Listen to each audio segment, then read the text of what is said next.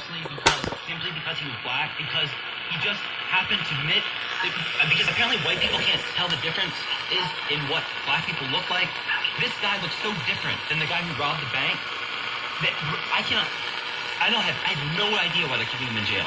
I hope he sues the hell out of them.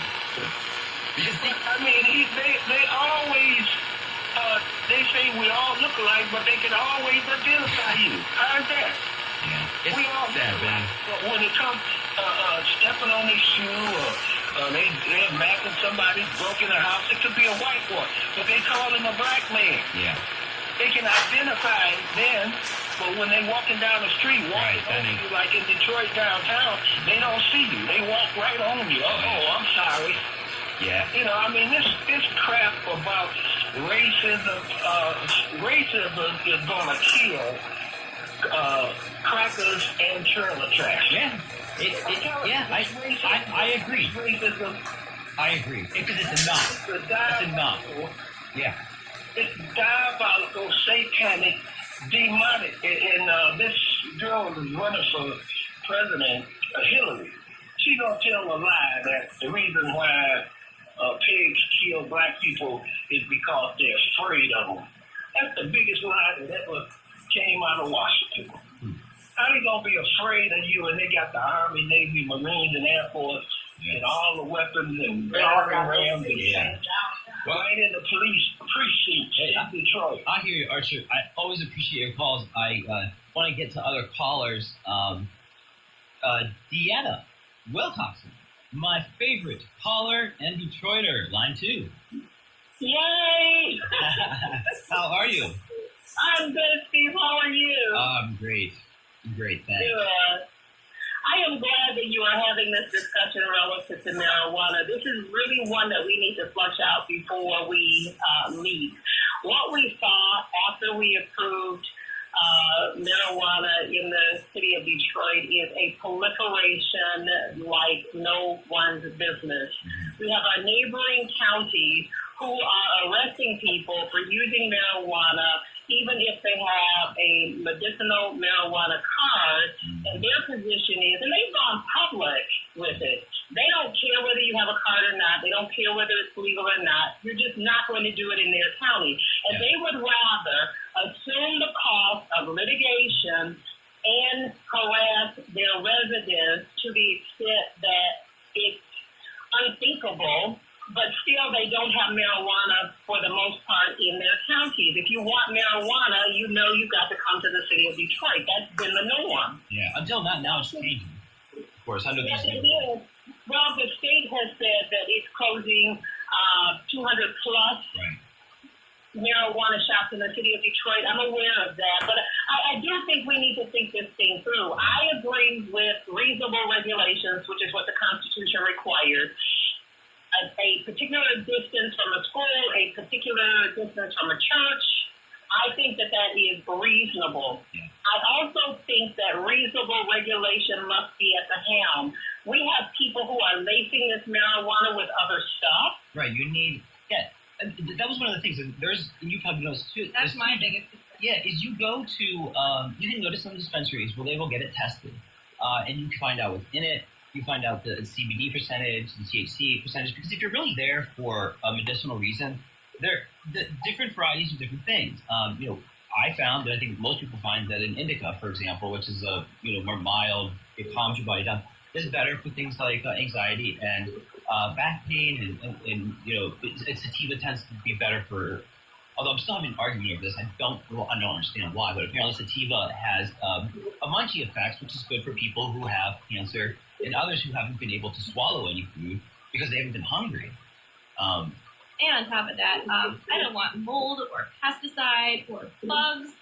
And going to a dispensary, I know that certain ones I know that they're testing, and that is totally safe. But if you take those dispensaries away, then patients are going to have to turn towards the streets where you're not going to get tested. Well, and it's not only patients, unfortunately. People who do not have medicinal marijuana cards are using marijuana. I had a young man that worked for me from the time he was 16 up until he was 20. I taught him to do housework. I taught him to do yard work. He was a wonderful, wonderful addition to my family. At 20 years old, he started smoking marijuana after we legalized it, and he wouldn't tell me where he was getting it from. It had a terrible, terrible odor that you couldn't get rid of. And every time I would give him a tap, I would find him out on the sidewalk, and my driveway quite a ways from the front door. And I went out to him and I said, "Why are you out here?" He said, "Miss Deanna, I know you don't want me smoking marijuana on your property, so I came out on the street." He was constantly out there. I mean, this went on for a period of months. He couldn't stay focused. Yeah, it's bad for developing brains. Yeah, he had never Really is. stolen from me, and I trusted him in my house. Yeah. When I finally had to let him go, he was stolen for all practical purposes, all of my gold jewelry was gone. And he had never done that before. And I have girlfriends who have had the same experiences. Yeah. The marijuana is being laced, Yeah. so it must be regulated. Yeah. We must know what's in it, Yeah. and it must be legalized so that people can get a job and they're not further castigated by the system. And see, very briefly, you spoke to your friend who was arrested, and you spoke to the differences in treatment, even when the law enforcement officers and the judges are taking into consideration previous criminal activity. We still have discretion in our system. Lady Justice is not blind. Amen. Our system of American jurisprudence gives the judiciary too much discretion, and as a result of that, you get unequal justice. Well, So until we fix all of the underlying foundational problems, I don't want more marijuana in my city. I want them to fix what they now know ails it, Okay. and then bring it back. Okay, I got you. So, Jenna, I love talking to you. I just want to get to one more caller because our buddy Low Gold is on the line on number 4, my co-host. What's going on, Low? It was good. What's good, man? I don't know. I really like this other co-host, and I'm thinking of trading it up. I'm not gonna lie. Oh no. Hey, T, if you knew better, you do better. Oh, I think I might know better. I'm just kidding. We miss you. What you doing? I'm working, man. You know, I'm working hard at the dispensary right now. Yeah. And you know you're yeah. Timing to call in. Yeah, so you're working at a dispensary. Have you taken part in festivities yet? Steve, you know. Okay. Right. So, okay. Now, how is the traffic? I mean, this was a report I read yesterday, and I thought it was. I mean, maybe you would think this, but the average person on 420 spends about $120. It was like $118 on average on 420, and maybe that includes going out to eat or whatever. Well, tell people how stupid that is. Or are you just gonna tell them? No, that's a fact. That's a fact for sure. Because as of now, we're giving out we got about maybe over 100 T-shirts. Where you at? Tell everybody where you're at. I'm at Sweet B. I'm in Inkster on Michigan Avenue and Beach Daily. Nice. And yeah, come on by. We got some great variety. Dispensary in the area. Did you guys have anything going on? I mean, I know some places are giving away free things or.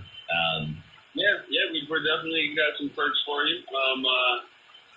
Like I said about the T-shirts, we're giving away, a T-shirt to every person that spends over $100. And Your question that we're probably halfway through the T-shirts.